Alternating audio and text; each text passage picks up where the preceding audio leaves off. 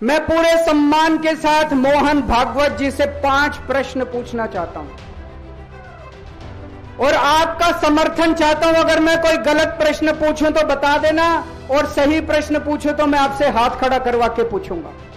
मेरा पहला प्रश्न है मोहन भागवत जी से, जिस तरह मोदी जी देश भर में लालच देके या ईडी और सीबीआई की धमकी देके डरा के दूसरी पार्टी के नेताओं को तोड़ रहे हैं, पार्टियां तोड़ रहे हैं, सरकारें गिरा रहे हैं, क्या यह देश के लिए सही है?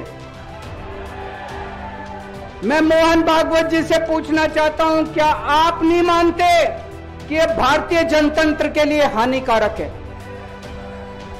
पूछना चाहिए कि नहीं पूछना चाहिए मोहन भागवत जी? मेरा दूसरा प्रश्न है उनसे, देश भर में सबसे भ्रष्टाचारी नेताओं को मोदी जी ने अपनी पार्टी में शामिल करवा लिया।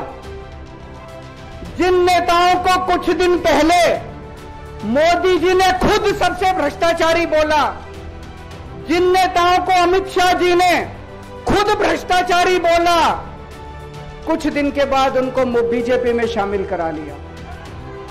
मैं मोहन भागवत जी से पूछना चाहता हूं, क्या इस प्रकार की राजनीति से आप सहमत हो? क्या आपने कभी ऐसी बीजेपी की कल्पना की थी? पूछना चाहिए कि नहीं पूछना चाहिए मोहन भागवत जी से? मेरा तीसरा प्रश्न है मोहन भागवत जी से, बीजेपी आरएसएस की कोख से पैदा हुई है कि नहीं है? कहा जाता है यह देखना आरएसएस की जिम्मेदारी है कि बीजेपी पथभ्रष्ट ना हो। मैं मोहन भागवत जी से पूछना चाहता हूं, क्या आप आज की बीजेपी के इन कदमों से सहमत हैं? क्या आपने कभी मोदी जी से यह सब ना करने के लिए बोला? मोहन भागवत जी बताएं कि क्या आपने मोदी जी को यह सब गलत हरकतें करने से रोका कभी? पूछना चाहिए नहीं पूछना चाहिए? मेरा चौथा प्रश्न है मोहन भागवत जी से, जेपी नड्डा जी ने लोकसभा चुनाव के दौरान उन्होंने कहा कि बीजेपी को अब आरएसएस की जरूरत नहीं है। आरएसएस बीजेपी की मां समान है कि नहीं है? क्या बेटा इतना बड़ा हो गया कि मां को आंखें दिखाने लग गया? क्या बेटा इतना बड़ा हो गया कि आज मां को आंखें दिखाने लग गया? जिस बेटे को पाल पोस के बड़ा किया, जिस बेटे को प्रधानमंत्री बनाया, आज वो बेटा पलट के मां को अपनी आंखें दिखा रहा है। मातृतुल्य संस्था आरएसएस, आज वो बेटा अपनी मातृतुल्य संस्था को आंखें दिखा रहा है।